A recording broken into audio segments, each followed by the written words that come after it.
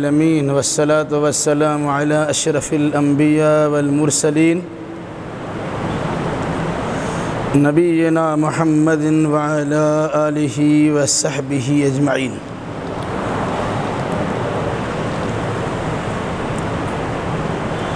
أعوذ بالله من الشيطان الرجيم. بسم الله الرحمن الرحيم.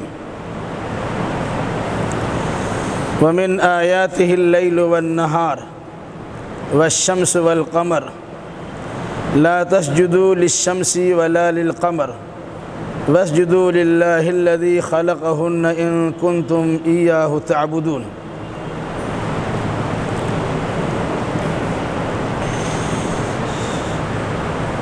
اس سے پہلے کی آیتوں میں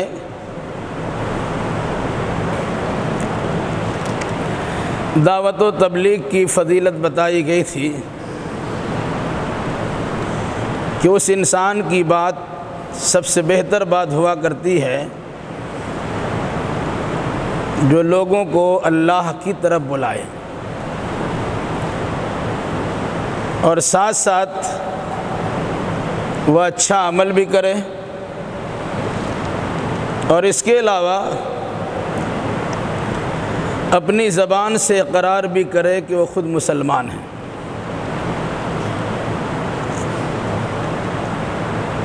پھر یہ بات بھی آئی تھی کہ اگر کسی جگہ برائی ہو رہی ہو تو اس برائی کا خاتمہ کیسے کیا جائے گا. ہر انسان سمجھتا ہے کہ اچھا برا برابر نہیں ہے، تو برائی کو دور کرنے کے لیے جو سب سے اچھا طریقہ ہو سکتا ہے اس سے اپنانا چاہیے. گندگی کو گندگی سے صاف نہیں کیا جا سکتا. پانی گندا ہے، کپڑا بھی میلا ہے، اسے صاف کرنا چاہیں گے تو اور زیادہ گندا ہو جائے گا. بظاہر لگتا ہے کہ کپڑے پر سے میل دور ہو گیا، لیکن حقیقت میں وہ ناپاک ہو گیا. تو جو گندگی ہے اس گندگی کو اچھے پانی سے صاف کیا جائے. جو برائی ہے اسے اچھے اعمال و عقیدے کے ذریعے سے اس کا ازالہ کیا جائے. پھر یہ بات بھی آئی تھی کہ اس راستے میں رکاوٹیں آ سکتی ہیں. حق بولنے کے نتیجے میں مقابلہ آرائی ہو سکتی ہے.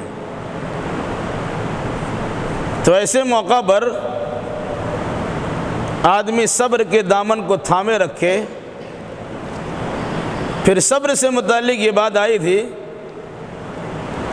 کہ صبر کی توفیق ہر ایک کو نہیں ملتی، بلکہ جس کا نصیبہ بلند ہوتا ہے اللہ اسے ہی صبر کی دولت سے مالا مال کرتا ہے.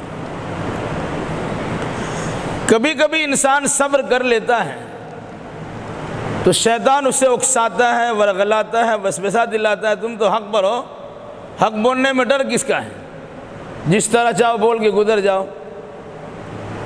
لیکن قرآن نے کہا کہ ایسے مبلغوں کو شیطان زیادہ بہکاتا ہے اور جذبات میں لا کر، غصہ دلا کر اس کی زبان سے اول فول بکوانا شروع کر دیتا ہے. تو جب بھی اس قسم کا خیال پیدا ہو کہ ہم تو تقریر کر رہے ہیں، درس دے رہے ہیں، دعوت دے رہے ہیں، یہ ہمارے جو سامنے مخاطب ہے، یہ ہمارے سامعین ہے، بالکل کمتر ہے. اب اگر یہ ہم پر کسی قسم کی بات بولنا چاہے تو ہمیں تو گوارا نہیں ہے. اس موقع پر کہا گیا اگر شیطان وسوسہ اندازی کرے تو اس وقت میں آپ کو اللہ کی پناہ چاہنی چاہیے، کیونکہ آپ کے اندر کی خباثت بھی جاگ سکتی ہے اور آپ بھی اسی انداز کی حرکتیں کر سکتے ہیں. اگر اللہ کی پناہ اپنے چالی اور شیطان مردود کے مکر و فریب سے آپ محفوظ رہ گئے تبھی تو صحیح کام کر سکتے ہیں، ورنہ آپ کا کام آگے نہیں بڑھ سکتا.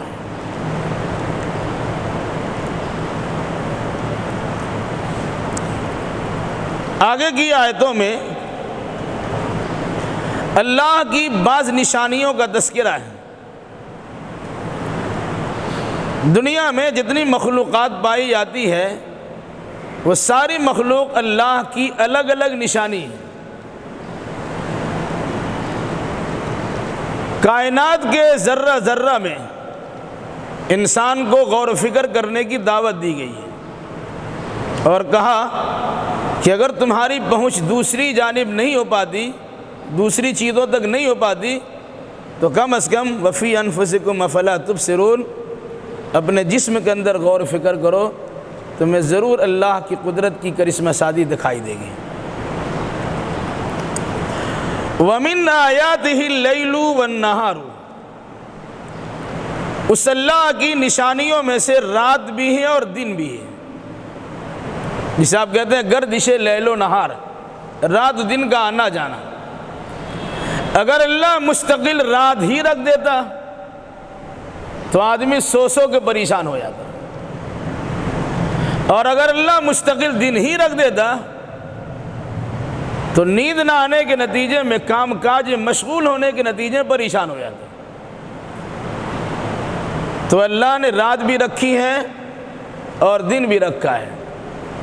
دن کو کام کاج کے لیے روشن بنایا ہے، رات کو آرام کے لیے تاریک اور اندھیرا بنایا ہے۔ رات میں انسان سوتا ہے اور صبح انسان جاگ جاتا ہے۔ یہ رات و دن کی آمد سے انسان کو عقیدہ آخرت یاد دلائیں گے کہ مرنے کے بعد دوبارہ زندہ ہونا ہے، جس کا مشاہدہ آپ روزانہ کرتے ہیں۔ یہ الگ سی بات ہے کہ آپ اس پہ توجہ نہیں دیتے، ورنہ روزانہ مشاہدہ کرتے ہیں کہ آپ مرتے بھی ہیں اور آپ جیتے بھی ہیں۔ یہی وجہ ہے کہ اللہ کے نبی صلی اللہ علیہ وسلم نے امت کو تعلیم دی ہے، جب رات میں بستر پر آپ جائیے اور سونے کی تیاری کیجئے تو اللہ تبارک و تعالیٰ کے سامنے ایک دعا پیش کیجئے، اللہم بسمک اموت و احیا، اے اللہ میں تیرے ہی نام سے مرتا ہوں اور تیرے ہی نام سے زندہ ہوں گا۔ ایسا بھی ہوتا ہے انسان مرنا چاہتے ہیں، سونا چاہتا ہے، نیند ہی نہیں آتی ہے، ایسا بھی ہو سکتا ہے۔ وہ جب انسان سوتا ہے تو مر جاتا ہے، اس کی روح سیلانی نکل جاتی ہے۔ یہی وجہ ہے کہ ہارٹ کے مریضوں کو اچانک جگانے سے منع کیا ہے۔ روح باہر گھوم رہی ہوتی، اچانک جگایا اور اس کے اندر روح داخل ہوئی، اکبکاہٹ سے دو چار ہوگا، اس کا ہارٹ فیل ہو سکتا ہے۔ بڑے آہستہ سے کسی کو جگانے کا حکم دیا گیا۔ تو آپ سوتے وقت دعا پڑھتے ہیں، اللہم بسمک اموت و احیا، اے اللہ میں تیرے نام سے مر رہا ہوں اور تیرے ہی نام سے زندہ ہوں گا۔ پھر جب سو کر اٹھتے ہیں تو اللہ کے نبی صلی اللہ علیہ وسلم نے ایک دعا سکھلائی، الحمدللہ الذی احیانا بعدما اماتنا والیہ النشور۔ اللہ کا شکر ہے کہ اللہ نے ہمیں مارنے کے بعد دوبارہ زندہ کر دیا۔ احیانا بعدما اماتنا، ہمیں زندہ کر دیا، بعد اس کے کچھ نے ہمیں مار دیا تھا، اور اسی پر بس نہیں ہے، وَإِلَيْهِ النُّشُورُ کا جملہ پڑا ہوا ہے، اور اسی اللہ کی طرف جمع بھی ہونا، حاضر بھی ہونا ہے۔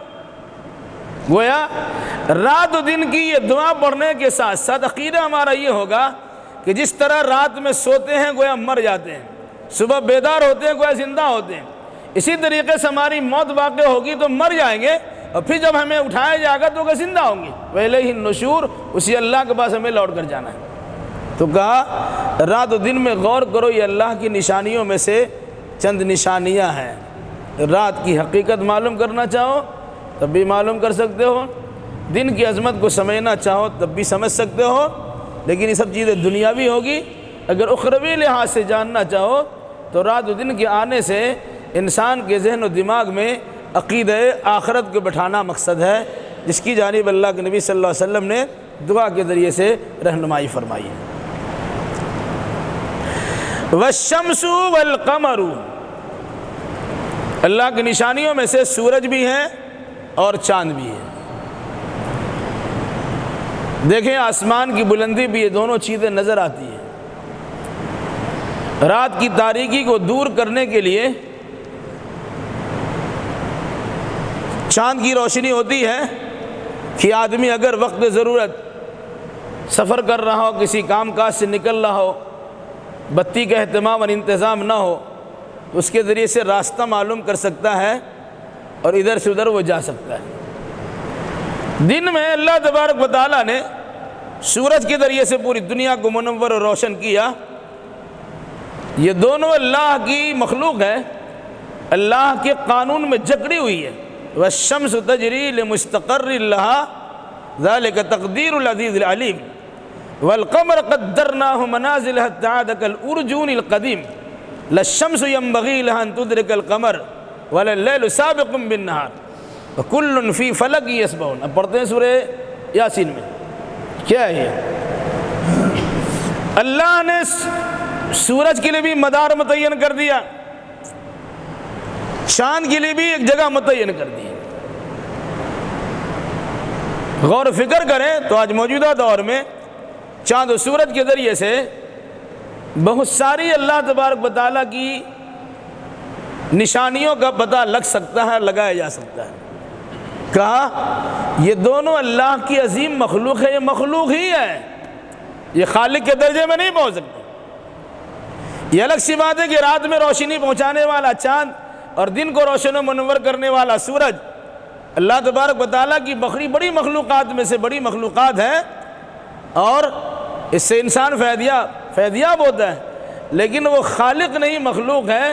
اس لیے سورج اور چاند کی پوجا نہ کرنا، اس کے سامنے اپنی گردن کو نہ جھکانا۔ اس لیے فوراً اللہ نے کہا اس کے بعد ہی لا تسجدوا للشمس ولا للقمر، نہ سورج کا سجدہ کرو اور نہ چاند کا سجدہ کرو۔ سجدہ کس کی کرنا ہے؟ واسجدوا للہ الذی خلقہن ان کنتم ایاہ تعبدون،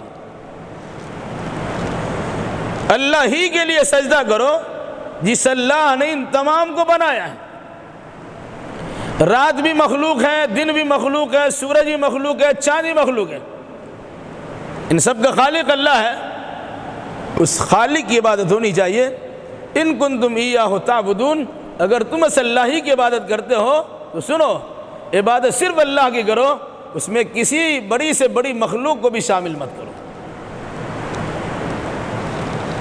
اس کے بعد ایک آیت ہے جس آیت کے پڑھنے کے بعد نبی کریم صلی اللہ علیہ وسلم سے سجدہ کرنا ثابت ہے، اس لیے اس کی تلاوت کریں گے، پہلے سجدہ کریں گے، پھر اس کا مفہوم آپ کے سامنے رکھا جائے گا۔ فَإِنِ اسْتَكْبَرُوا فَالَّذِينَ عِنْدَ رَبِّكَ يُسَبِّحُونَ لَهُ بِاللَّيْلِ وَالنَّهَارِ وَهُمْ لَا يَسْأَمُونَ۔ اللہ اکبر۔ سجد وجهه للذي خلق وشق السماوات والأرض۔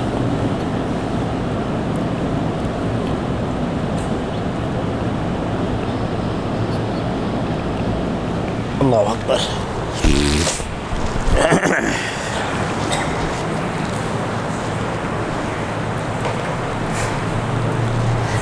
بس اگر یہ لوگ اعراض کریں، تکبر کریں،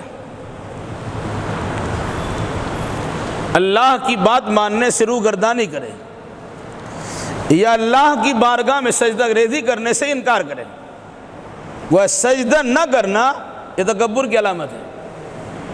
یہ بات کئی بار آپ کے سامنے آ چکی ہے کہ جب آدم علیہ السلام کے سامنے فرشتوں کو سجدہ کرنے کا حکم دیا تو سارے فرشتوں نے سجدہ کیا۔ ابلیس جو فرشتوں کی جماعت میں شامل ہو گیا تھا، اس کی ابلیسی اس وقت بھی اسے اللہ کی بندگی کرنے سے روک دیا اور وہ سجدہ کرنے سے انکار کر دیا، سجدہ کیا ہی نہیں۔ ابا واستکبر وکان من الکافرین، انکار کیا، تکبر کیا اور کافر ہو گیا۔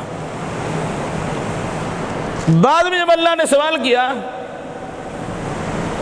تم نے اللہ کے حکم، تم نے آدم کے سامنے سجدہ کیوں نہیں کیا؟ اس امرتک، جب میں نے تمہیں حکم دیا تھا کہ ان تسجد، تم آدم کے سامنے سجدہ کرو، ما منعک ان تسجد اذ امرتک، جب میں نے تمہیں سجدہ کرنے کا حکم دیا تھا، تمہیں سجدہ کرنے سے کس چیز نے انکار کیا؟ اس وقت میں اس کے اندر کی جو فطرت کی خرابی تھی اس کی زبان سے باہر آئی، خلقتنی من نار وخلقتہ من طین انا خیر منہ، تو نے مجھے پیدا کیا ہے آگ سے، اسے پیدا کیا مٹی سے، میں اس سے بہتر ہوں، اور جو بہتر ہوتا ہے کسی کمتر کے سامنے جھکتا نہیں ہے۔ یہ شیطان کی الٹی منطق تھی، اس کی قیاس آرائی تھی کہ اس نے آگ جیسی مخلوق کو مٹی کے بالمقابل بہتر سمجھنا شروع کر دیا۔ تو سجدہ نہیں کرنا یہ خود تکبر کی علامت ہے۔ ایک انسان کا متکبر نہیں، تکبر نہیں کرتے ہیں، اور وہ انسان نماز نہیں پڑھتا ہے تو وہ انسان متکبر ہی ہے، وہ چاہے اپنے آپ کو متکبر سمجھے نہ سمجھے۔ اس لیے قرآن نے کیا کہا؟ فَإِنِ اسْتَكْبَرُوا، اگر یہ لوگ تکبر کرے، یعنی صرف اللہ کی بندگی نہ کرے یا اللہ کے سامنے سجدہ کرنے سے روگردانی کرے، تو انہیں بتا دیجئے کہ اللہ کسی کے سجدہ کا اور کسی کی عبادت کا محتاج نہیں ہے۔ ساری مخلوقات طوعاً و کرہاً، چاہتے ہوئے یا نہ چاہتے ہوئے اللہ کی بارگاہ میں جھکی ہوئی ہے، اور ویسی بھی اللہ نے انگنت فرشتوں کو پیدا کیا ہے، جو فرشتے مستقل اللہ تبارک و تعالیٰ کی تسبیح میں، تحمید میں، تحلیل میں، تقدیس میں لگے ہوئے ہیں، اس میں ذرہ برابر بھی کوتاہی نہیں کرتے ہیں۔ فرمایا تو جو لوگ آپ کے رب کے پاس ہے، یعنی فرشتے، اس کی تسبیح بیان کرتے ہیں رات میں بھی اور دن میں بھی، اور وہ اکتاتے بھی نہیں اور تھکتے بھی نہیں۔ ہم لوگ 10 منٹ کی نماز پڑھ لے تو گرانی محسوس ہوتی ہے، آدھا گھنٹہ کی بندگی کر لے تو تھکاوٹ محسوس ہوتی ہے۔ فرشتوں کو جس کام میں لگا دیا کہ مستقل لگے ہوئے ہیں، اور وہ اس کام سے تھکتے ہی نہیں ہیں، تو اگر انسان اللہ کی عبادت نہ کرے کوئی فرق نہیں پڑتا ہے، فرشتے تو اللہ کی بندگی میں لگے ہوئے ہیں۔ اور یہ بھی یاد رکھیے، اگر فرشتے بھی اللہ کی بندگی نہیں کریں تب بھی اللہ تبارک و تعالیٰ کی شان میں کسی قسم کی کوتاہی اور کمی نہیں آ سکتی ہے، کہ وہ اللہ تو بے نیاز ہے، اسے کسی چیز کی ضرورت ہی نہیں ہے۔ اب اگر انسان سے مطالبہ ہے بندگی کا، اس کا فائدہ انسان کو ملنے والا ہے، اللہ کو فائدہ ہوگا نہیں۔ سارے لوگ اللہ کی بندگی کرے تو اللہ کے درجہ میں ذرہ برابر بھی اضافہ نہیں ہوگا، اور ساری مخلوق اللہ کی نافرمانی کر دے تب بھی اللہ تبارک و تعالیٰ کے درجے میں ذرہ برابر بھی کمی نہیں آئے گی۔ وَمِنْ آيَاتِهِ أَنَّكَ تَرَى الْأَرْضَ خَاشِيَةً فَإِذَا أَنزَلْنَا عَلَيْهَا الْمَاءَ اهْتَزَّتْ وَرَبَتْ إِنَّ الَّذِي أَحْيَاهَا لَمُحْيِي الْمَوْتَى إِنَّهُ عَلَى كُلِّ شَيْءٍ قَدِيرٌ۔ قیامت کے قائم ہونے اور دوبارہ زندہ ہونے پر ایک اور دلیل اللہ تبارک و تعالیٰ نے پیش کی ہے، انسان سمجھنا چاہے تو بآسانی سمجھ سکتا ہے۔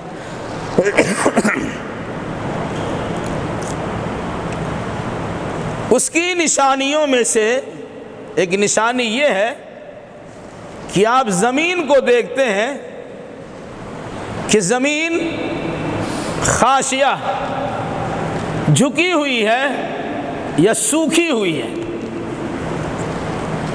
فَإِذَا أَنزَلْنَا عَلَيْهَا الْمَاءَ، پھر جب ہم اس پر پانی بھیجتے ہیں، پانی نازل کرتے ہیں، اهْتَزَّتْ وَرَبَتْ، تو اس میں حرکت آتی ہے اور پھولنا شروع ہو جاتی ہے، یا وہ لہلہا اٹھتی ہے اور اس کے غلے جات پیدا ہونے شروع ہو جاتے ہیں۔ جیسے بارش نہ ہو، دھوپ کی شدت و تمادت ہو، زمین سوکھ جاتی ہے، اس کے اندر دراڑیں پڑ جاتی ہیں، جگہ جگہ سے زمین پھٹی ہوئی نظر آتی ہے، اس زمین پر اگر دانہ چھیڑ دے، غلہ چھڑک دے، تو چونکہ اس کے اندر روئیدگی کی صفت نہیں ہے، اس کے اندر نرمی نہیں ہے، نمی نہیں ہے، وہ سوکھی ہوئی ہے، تو ہو سکتا ہے کہ غلہ جو دانے کی شکل میں آپ نے ڈالا ہے وہ بھی سوکھ جائے۔ پھر جب اللہ تبارک و تعالیٰ کی مشیت ہوتی ہے، اللہ پانی بھیجتا ہے، چاہے ہلکا پھلکا پھوار بھیج دے، بوندا بوندی بارش کر دے، یا برکھا برسا دے، جس کے نتیجے میں زمین آپس میں مل جاتی ہے، جو سختی اس کے اندر پیدا ہو گئی تھی وہ سختی میں کمی آتی ہے، جو دانہ اندر جا کر کے اس زمین کی سختی کی وجہ سے اوپر نہیں نکل پا رہا تھا، اب پانی ہونے کے نتیجے میں وہ زمین نرم ہو جاتی ہے، اب اس دانہ سے اس کا اکھوا نکلتا ہے، اس کی کوپلیں پھوٹتی ہیں، سوئی کی طرح اس کا ایک حصہ نکلتا ہے اور آہستہ آہستہ زمین کو پھاڑ کے اوپر چلاتا ہے۔ پھر اس کے بعد وہ درخت بنتا، غلہ جات تیار ہوتے، آپ کاٹ کے لاتے، گاہتے ہیں، دونی کرتے ہیں، اسے پیستے کوٹتے ہیں، کھانا پکا کے آرام سے کھا لیتے ہیں۔ اور انہوں نے کہا ذرا کبھی اس پر بھی غور کرو، یہ بھی اللہ کی نشانیوں میں سے نشانی ہے کہ وہ اللہ غلہ جات پیدا کیسے کرتا ہے۔ اس دھرتی پر اللہ نے ایسا نظام بنایا ہے کہ پانی ملنے کے نتیجے میں وہ غلہ پیدا کرنے کی صلاحیت رکھتی ہے، اور پھر اس کے بعد اس کا درخت نکلتا اور غلہ جات تیار ہو جاتا۔ قرآن نے کہا آپ ایک دانہ ڈالتے ہیں، ایک دانہ سے ایک درخت نکلا، ایک درخت کی کتنی شاخیں ہوتی ہیں، ایک بالی ہو، اس بالی میں کتنے دانے ہوتے ہیں، سمجھ میں نہ آئے تو کبھی کھیت میں چلے آئیے تو آپ کو اندازہ ہوگا ایک دانہ سے ایک گیہوں کا درخت نکلا، اس درخت میں 10-12 بالیاں ہوتی ہیں، پھر اس کے جو دانے ہوتے ہیں وہ کم سے کم 100 دانے ہوتے ہیں، 700 دانے بھی ہو سکتے ہیں۔ ایک دانہ سے 100 دانہ اللہ پیدا کر سکتا ہے۔ اگر اسی زمین کو اللہ نے ایک مردہ دیا اور اس زمین سے کہ میرا مردہ واپس کرو، تو کیا اللہ تبارک و تعالیٰ کے حکم سے بے اتنائی برت سکتی ہے اور زمین اس کی امانت کو واپس نہیں کر سکتا؟ تو اللہ نے کہا وَمِنْ آيَاتِهِ أَنَّكَ تَرَى الْأَرْضَ خَاشِعَةً، اس کی نشانیوں میں سے ایک نشانی یہ ہے کہ تم دیکھتے ہو کہ زمین بالکل سوکھی پڑی ہوئی ہے۔ فَإِذَا أَنزَلْنَا عَلَيْهَا الْمَاءَ، پھر ہم جب اس پہ پانی اتارتے ہیں، اہتزت وربت، وہ کھیتی لہلہا اٹھتی ہے اور اس کے غلے جات تیار ہو جاتے ہیں۔ اسی پر بس نہیں کیا،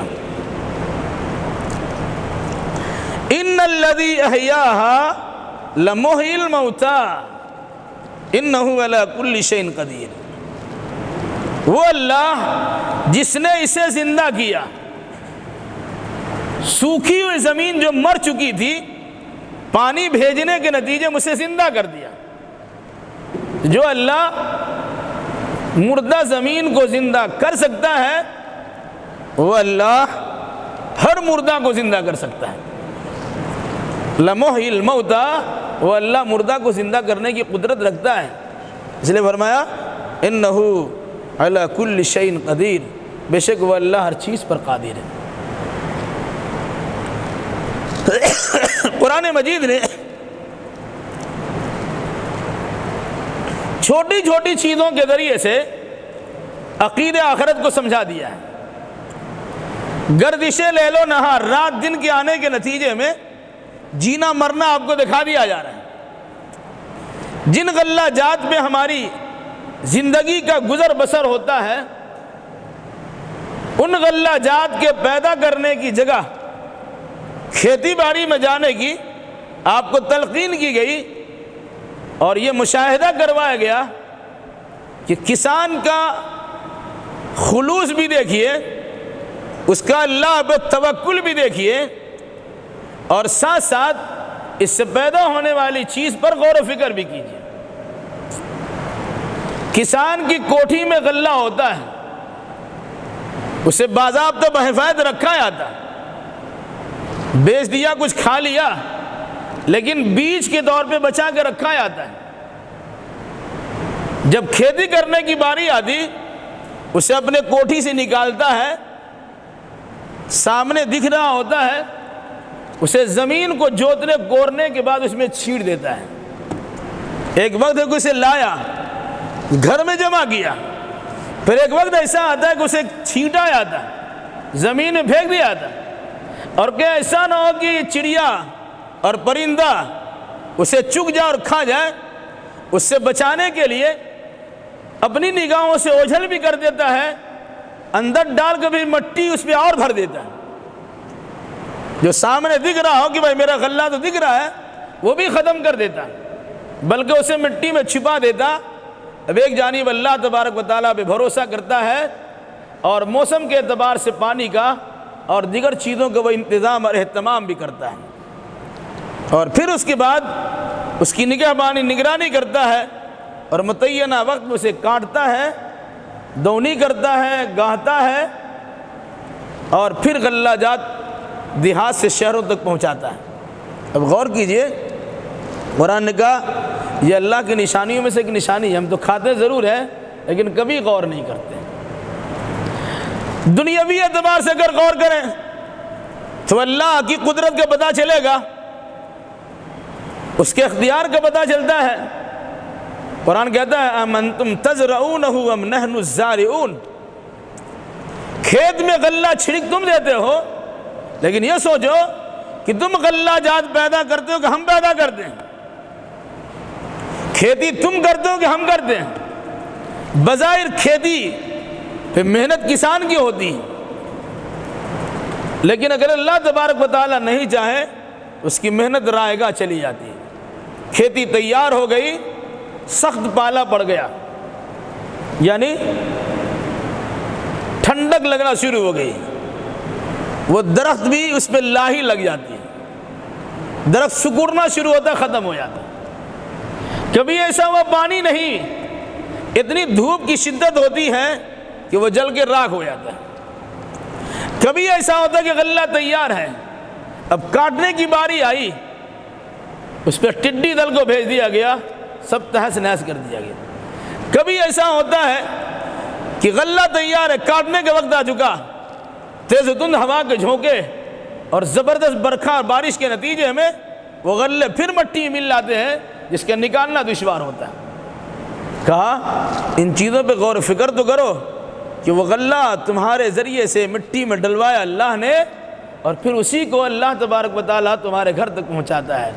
اب کہتے ہیں منہا خلقناکم وفیہا نعیدکم ومنہا نخرجکم تارۃ اخری۔ عام طور سے لوگ اس کو دعا سمجھ کر مٹی دیتے وقت پڑھتے ہیں، ایسا ثابت نہیں ہے۔ ہم نے تمہیں اس مٹی سے پیدا کیا، ہم ہی تم کو اس مٹی میں ڈالتے ہیں اور ہم ہی تم کو دوبارہ یہاں سے نکالیں گے۔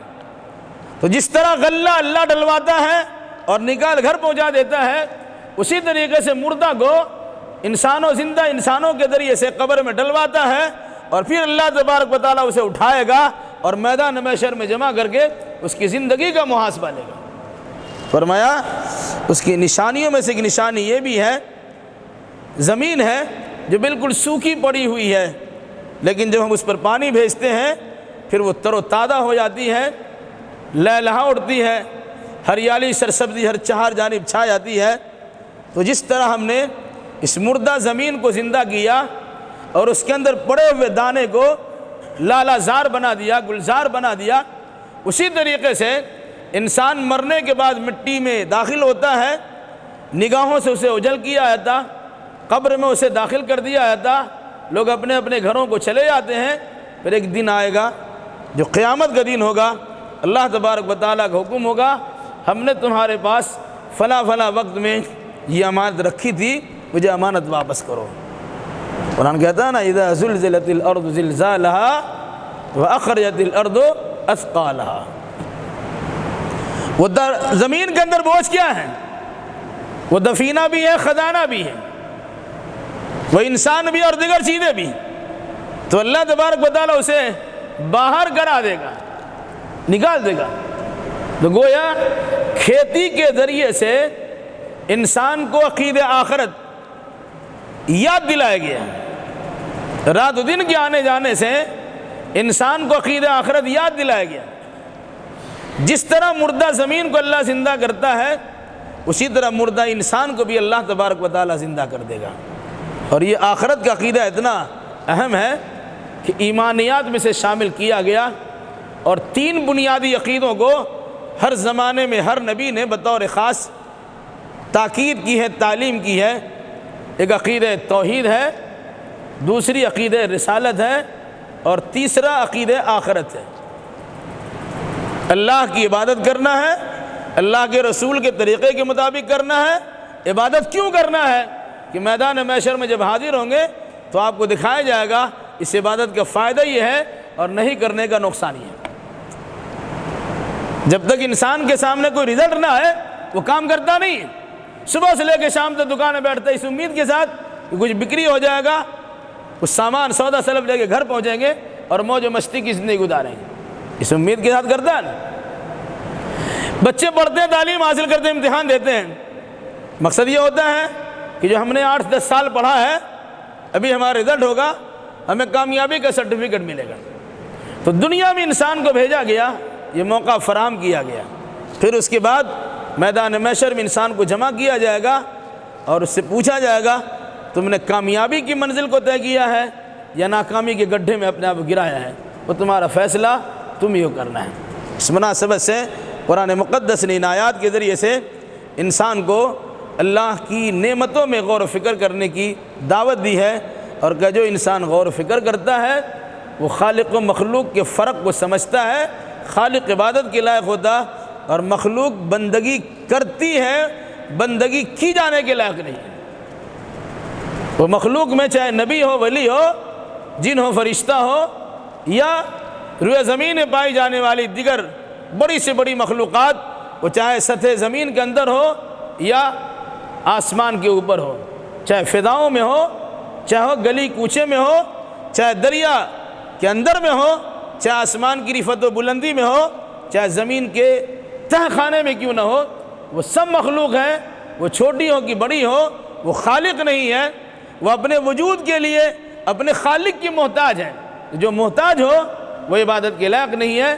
عبادت صرف خالق کی جائے گی جو مختار کل ہوتا ہے، اللہ کل شیء قدیر ہوتا ہے۔ اللہ ہمیں اور آپ کو اور جملہ مسلمانوں کو اس حقیقت کو سمجھ کر توحید خالص کی دولت سے مالا مال ہونے کی توفیق ازانی نصیب فرمائے۔ اقول قولی هذا اللہ تبارک و تعالی ہمیں اور آپ کو نیک سمجھ کی توفیق عطا فرمائے، اور کتاب و سنت کی روشنی میں عقیدہ اعمال بجا لانے کی توفیق عطا فرمائے۔